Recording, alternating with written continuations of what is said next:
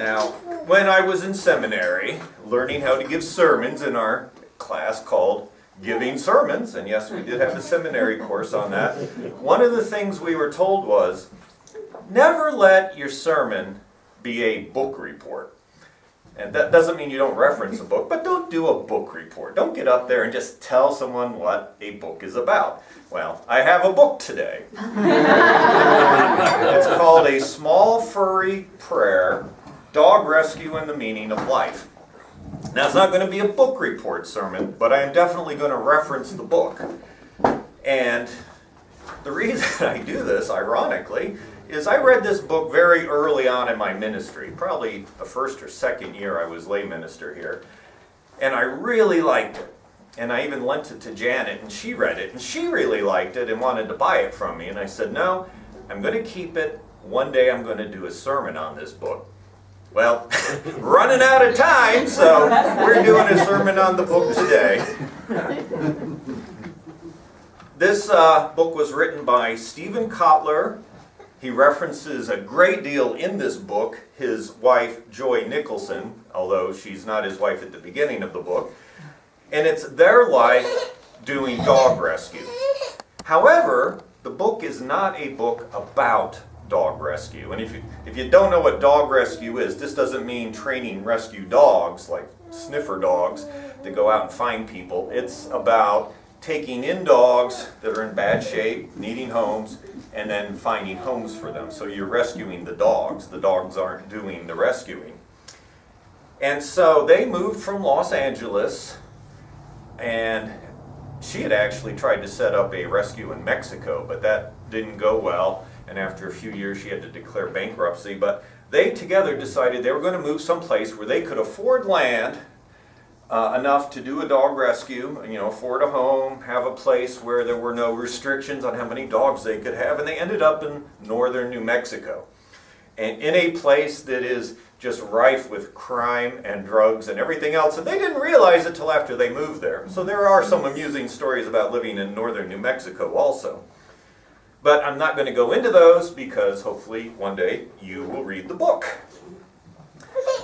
But what do we get out of this book about two people doing dog rescue? And by the way, even though I'm talking about dog rescue, please insert any animal that's important to you. Be it cats or, believe it or not, turtles. I know someone who has 2 turtles and that she swears they're as affectionate as dogs and cats. Or birds or whatever it is that matters to you. So don't feel like I'm just singling out dogs, but that is both the nature of this book and the nature of my life. As he goes through telling you a little bit about what they do about dog rescue, he constantly veers off into different topics. And most of the book is about these different topics pertaining to animals in general, not just dogs. Some of the questions that come up and some of the issues that are addressed in more detail are such things as, are animals altruistic?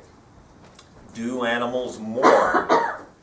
Do animals believe in God, believe it or not? Are there gay animals? Why have dogs become such a big part of our lives? There are many topics, and dog rescue work that they do is only discussed briefly to launch off into all these other discussions. So for instance, early on in the book, Stephen addresses the big question, how should we live? What matters most? And he describes a significant disagreement he has with Joy. And he explains that Joy's purpose in life is to rescue dogs. And she's lost other boyfriends because they couldn't get on board with this. And so he's decided he will get on board with this, but still the mindsets are very different. He says, I believed in creativity, the act of making something from nothing, the high-minded transfer of inspiration, and other such claptrap. She felt the making of art was inherently selfish. Now imagine that if you're a writer, which he is, and her belief is the making of art is inherently selfish, and instead trumpeted the quiet generosity of laying it all on the line for every blessed creature. What seemed to be at stake was the best way to live in the world. What was really at stake was the best way to live together. We have a limited time on this earth. Setting aside all the possibilities of what happens after we die, it's clear that in the best scenario we can expect to live maybe 100 years, maybe a little bit more. My grandmother made it to 105, so who knows, maybe I'll make triple digits. But still, that's a very limited amount of time in the big picture. And how are we going to impact the countless beings we interact with during that short time that we trod upon this planet?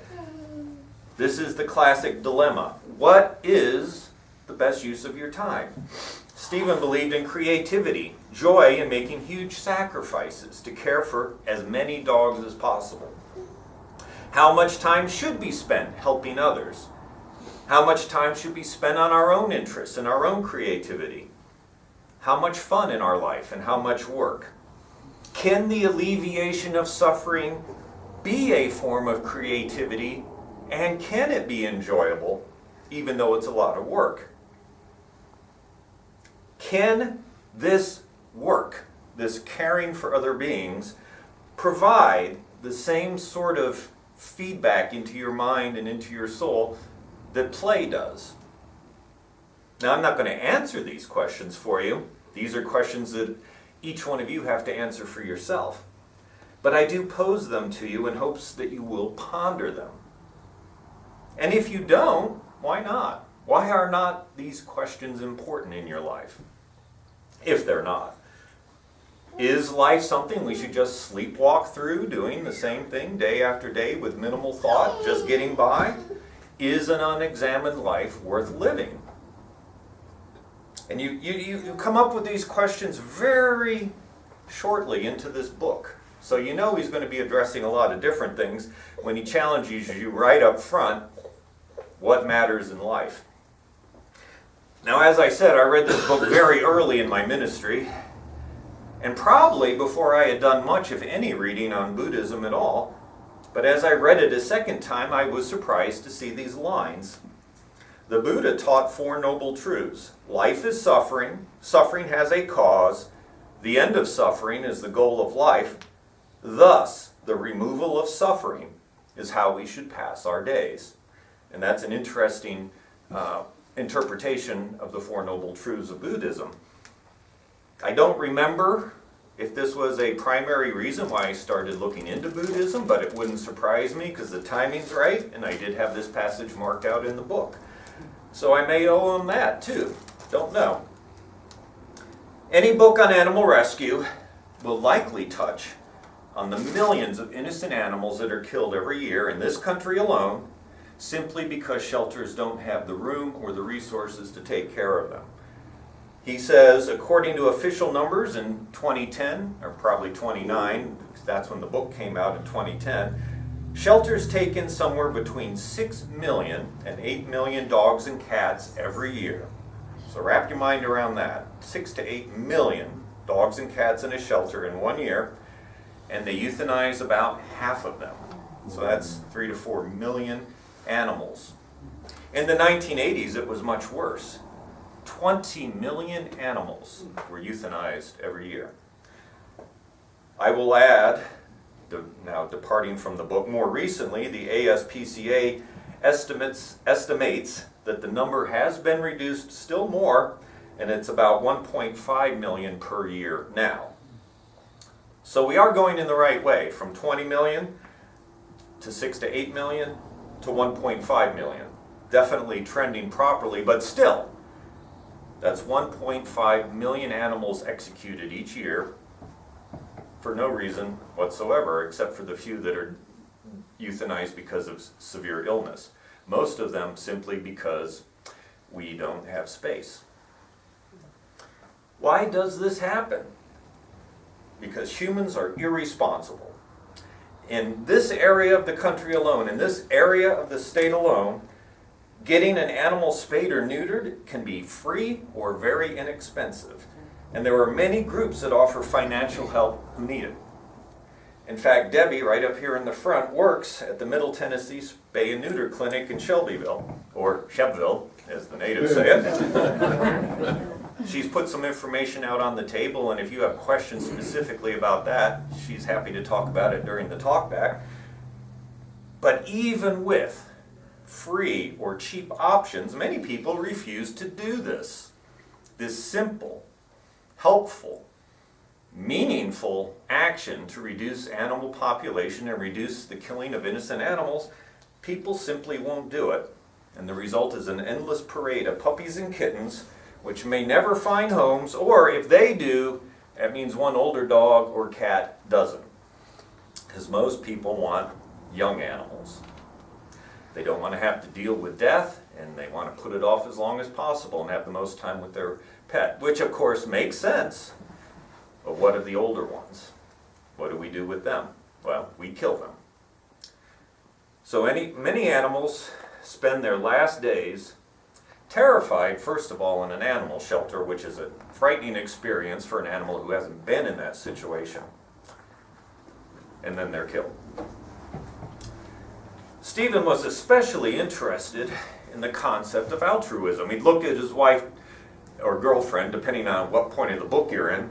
That's a spoiler, they do get married.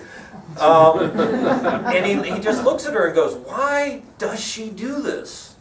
She gives everything for these animals.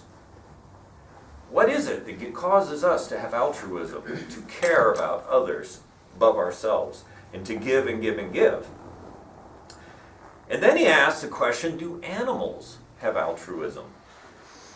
And he looks at many theories, first of all, of why humans have it, and he gives up. He says there's a lot of theories, no good answers.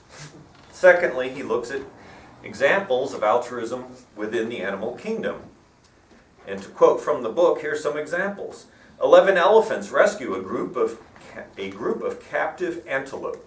The matriarch undoes all the latches on the gates of the enclosure with her trunk, lets the gates swing open so the antelopes can escape.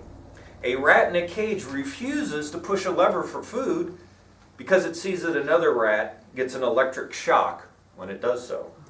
A male Diana monkey has learned to insert tokens into a slot to obtain food, and then helps a female who can't get the hang of the trick inserting the token for her, but letting her eat the food. A female fruit-eating bat helps an unrelated female give birth by showing her how to hang in the proper way. A cat named Libby leads her elderly, deaf, blind dog friend Cashew away from obstacles and to food.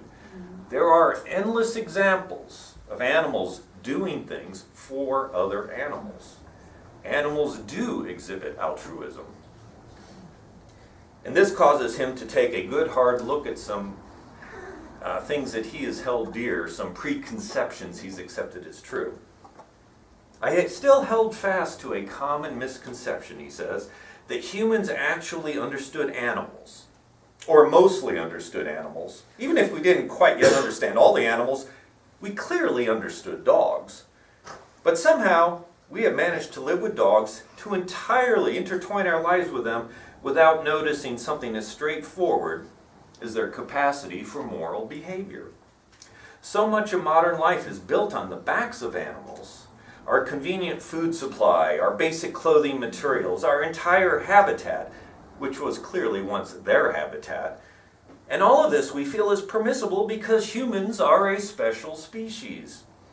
We have long lists of reasons supporting our specialness, with humans are the only species to exhibit real moral behavior topping most of those lists. And altruism is widely considered the pinnacle of all moral behavior.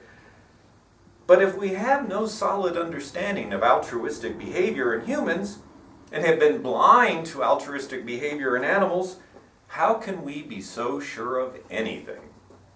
Oh yeah, this definitely struck me as troubling. And then there's the matter of death. When we take in a pet, if we have any foresight whatsoever, we go into it believing we're going to outlive them. We don't think about it a lot for the most part, but in the back of our mind, we expect to live longer. We have a longer lifespan. And that means we have to be willing to be there for their death. There is evidence animals know that their death is imminent, at least in some cases. Stephen tells a story of a feral dog that was just ridiculous looking, had this wild fuzzy white hair on its head. It looked like fog, so they named him Foghat. This Foghat was blind, deaf, arthritic, and barely able to walk. And these are the sorts of dogs they take in. Their rescue, by the way, is called Rancho de Chihuahua. It still exists. They have a website, and they specialize in small dogs. And Foghat fit that description. Foghat had dementia and bit anyone and anything that touched her fur. And they figured she probably had 6 weeks to live. But by her 9th week, she was still kicking. And Stephen was sitting at his desk when something really weird happened. Foghat, who hated everyone and everything, brushed against his leg. It's too early, and Joy's not going to like having to drive me to the emergency room if this goes bad, because Foghat bites everything. But it sure seemed like Fog had wanted to be petted. I hemmed and hawed for a few minutes, then put my hand on her back and hoped for the best. Instead of attacking, she leaned into me, putting her full weight against my fingers. I kept scratching. She kept leaning. After 10 minutes, she walked away, but came back the next morning for more. By the 3rd day, she was in my lap. By the 4th, she was there most of the day. On the 5th, she climbed up to lick my nose. Even with our burgeoning relationship, having her teeth inches from my eyes was more than a little alarming. But again, she had come in peace. Foghat licked me for a few moments, then lay back down and started purring. She purred for 2 hours straight. I keep practicing this, but I still choke up, and only stopped when her organs failed. She died in my lap later that day. Thought I could get through that. Now I could easily have stopped the sermon right there. That's the meaning of life. Take in a creature with no hope, give it love, comfort it as it dies. Well done. The end. You've figured it out. Drop the mic. It makes perfect sense to me. But I do have a little bit more before I close. Because most would find that kind of a depressing way to end the sermon. We talk about death. We hate death. We fear death. We run from death. We don't like to talk about it.